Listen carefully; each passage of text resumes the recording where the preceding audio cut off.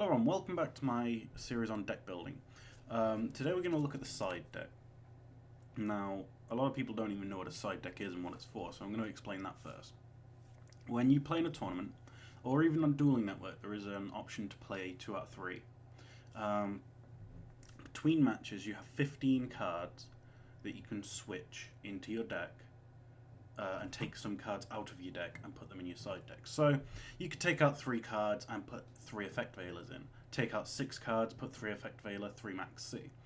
Now, I'm going to look at some cards that I feel should be in a side deck, if they're not already in your main deck. So we're going to look at Effect Veiler. During your opponent's main phase, you can send this card from your hand to the graveyard, target one face-up effect monster your opponent controls, negate that target's effect until the end phase. That can be a lifesaver. There are decks like Wind Up who need to get their effects off to get a full loop going, or all their effects just all will hinge on that one monster's effect and you can stop it. And that's a very good thing. Effect Veiler is also a light monster and it's also a tuner monster. So it's a very, very good card. A lot of people just main deck them. They don't just side them. The same with Max C. Whenever your opponent special summons a monster, you draw a card. You have to discard it to use it. This card can stop dragons in their tracks because they special summon a lot. They might special summon one, you drop Max C, and then they go, oh, I don't really want to special summon anymore because they'll draw more cards.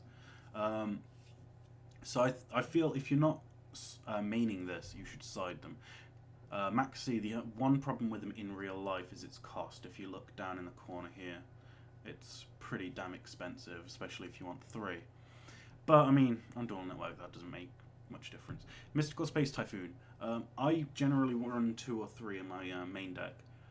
Any more that you would have, because you can only have 3 combined in your main and side, I think you should have in your side deck. So if you've got 2 in your main deck, you should have 1 in your side deck. I used to do a lot more as far as trap and magic destruction goes. I also say if you're not using Heavy Storm in your main deck, you probably should, but some decks don't. You should side it. Same with Dark Hole, same with, actually probably not Reborn, but a lot of other staples, if you're not maining them, you should probably side them. Now we're going to look at Shadow Imprisoning Mirror. The effect of a dark monster activates on the field or in the graveyard, negate. I mean, fuck. What more could you want? If you're not running darks, side that. It's just a really good card. It'll stop the Red Eyes, Black Metal Darkness. It'll stop Chaos Sorcerers. It'll stop a lot of monsters, and it's pretty good. It's pretty good. Victoria. Hello. This is a very, very cool card. Once per turn, you can special summon 1 dragon-type monster from your opponent's graveyard. Against Chaos Dragons, that's so much fun. You can take their Red Eyes, Black Metal Darkness, or their any fucking dragon. Chaos Dragons, this guy. He's just very cool. And he's got 1800 attack. I mean, you can't sniff at that. That's a big attack. I would say in today's meta, probably a good idea to run 1 or 2. The only problem I have with this card is that it doesn't do anything. Like, Mystical Space Typhoon stops their stall and their negation and stuff like that.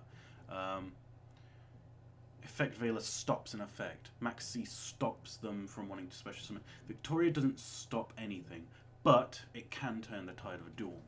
So Victoria is a bit iffy, but I thought I'd put it in there just to show you, you know. And DD Crow, I don't know if people use this anymore, but it's an old school card which I think is fantastic.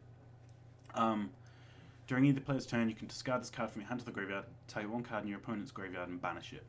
Now this is, because it's during either player's turn, it can be used in a chain. So if your opponent plays Monster Reborn and targets one of their monsters, you can chain your DD Crow, remove that monster, and their Monster Reborn just whiffles. It goes away. It doesn't work. Also, you know, your opponent's got 1 light, 1 dark in their grave. Get rid. I don't want any from Betfair, thanks, guys. Let's turn that off. Yeah, there's just... What was I talking about? Yeah, I mean, there's a lot you can do with DD Crow. And he's a dark himself, which is a really, really good thing. So if you've got 1 light in your graveyard and you're using Chaos, discard it, get rid of one of their monsters, and go light dark into Chaos Sorcerer or Blackluster Soldier. It has lots of combo type things. Alright, that's just my first little, you know, look at a side deck and kind of what you want to put in it.